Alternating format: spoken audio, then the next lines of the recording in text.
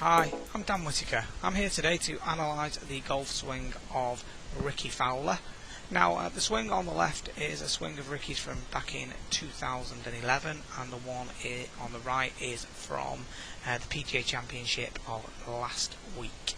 Now, to begin with, what we can see is that on the left hand side of the screen, Rickie has got a lot more knee flex to begin with here, so it's a lot more squatty in the address position. One of the things that this actually does is it actually dictates the angle with which the shoulders are going to be able to rotate on.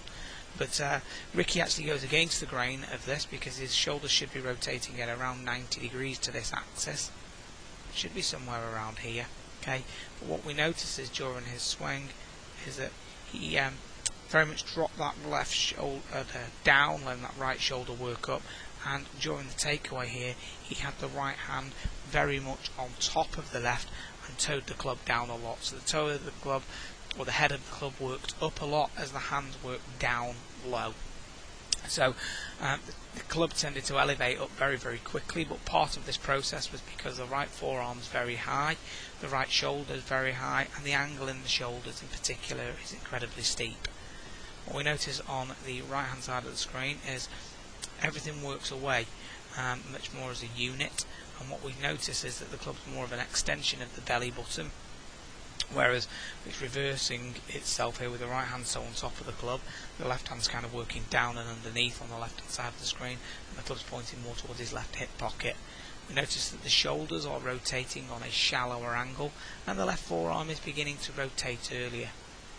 Take the swing on a touch longer here, we notice how vertical this golf club has got, and actually how shut down the face is on the left hand side of the screen. We notice now how much shallower the golf club is, so the left arm is rotating a lot more, and the right elbow is beginning to flex a little.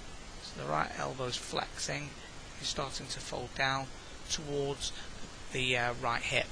We notice here that the right elbow is actually pointing way behind him towards the spectators in the background. We can see quite a significant difference in the angle of the shoulders if we just highlight this with a line. You can see here how much shallower they are previously, just how incredibly steep they were.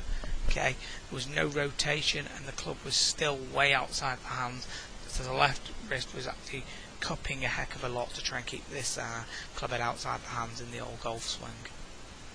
What we now see is, as we take the old golf swing on further, we see that the right arm then starts to work behind the body, and as we continue to go along here, we can see that the club is massively laid off at the top and the club face is very closed. See that the right elbow's got behind the body here, and so it's going to be struggling on the way down, it's going to be a little bit stuck. What we notice now on the new swing is that the right elbow folds down more and the club is nowhere near as laid off at the top. It's a lot more in line. The shoulder angle is completely different at the top, and the left arm has raised a touch and is now on the level of the shoulders. What we noticed before was that he went from incredibly steep to then rotating the left arm very late in the backswing to shallow the club off. Because he went from one extreme to the other, so he went so outside the hands, so steep, he then tried to rotate that left arm over. The club was just never in line with the body, so the arms have just gone from very steep to now miles behind the body, so in essence putting a loop into the golf swing. So we have a look at the old swing now, and we see that the arms drop down and are now stuck behind the body with the right elbow a long way behind the hip. Have a look at the new golf swing, and what we see now is a lot more room at this stage in the golf swing. Okay, the right elbow's on the front part of the hip, the shoulders are clearing a lot more, there's more space between the left shoulder and the chin, but look at how steep the shoulders used to be to how much shallower they are now. What we also notice is that his head is still more behind the ball, where he got out in front of it a lot more previously. Now what we'll see is that right elbow's stuck, and now we see how much that right arm moves away from the body, but how much those legs snapped straight in order to make room for those arms to chase out to the ball, and then they really slung a long way from the body. What we notice now is that he's got room for the arms to move around with him, so they still sling, but nothing like as much. So there's chase away with the arms, but the club is actually moving more around. The club worked more out in a straighter line. So we have a look here. The club kind of chased a little bit more, whereas now the club's starting to move around more with the body, even though there still is the chase.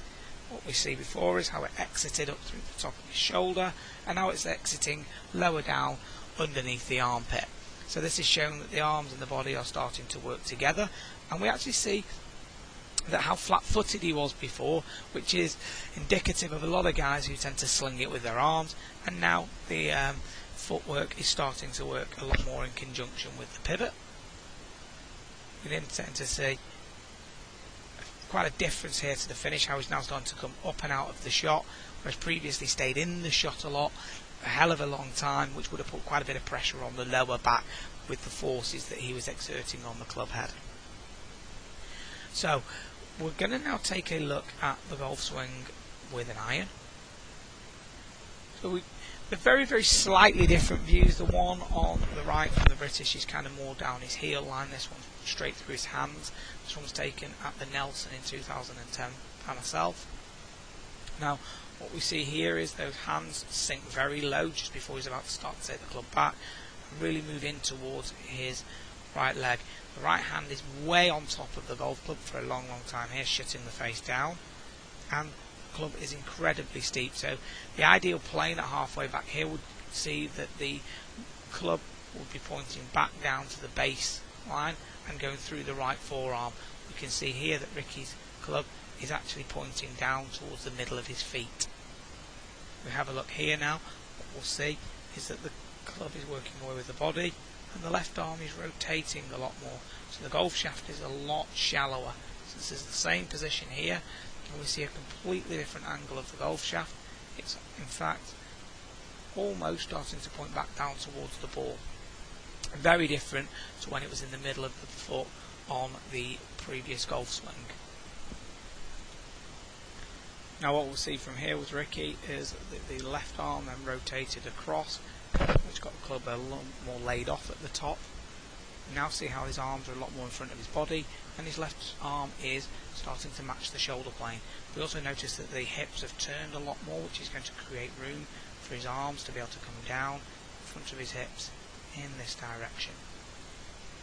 Now when we see on the left hand side of the screen now for the old swing, we see that the arms drop behind the body, and then we see a heck of a amount of chase through impact. Now I watched him hitting balls this particular day, and it went from blocks, hooks, thins, and then a few flushed ones like this particular one. His ball striking was very, very erratic.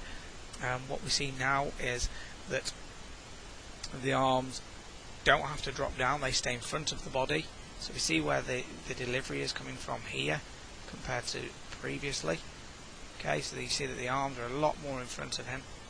So we can now see how that right arm doesn't have to chase out to create space. Now, that's something that I think he will work to change. But we see here how the butt of the club works around more, whereas you can see here it's still evident as the club passes the hands. So this is a very different position here compared to the new one on the right hand side. Whereas the new one on the right hand side, he's still got the leverage held.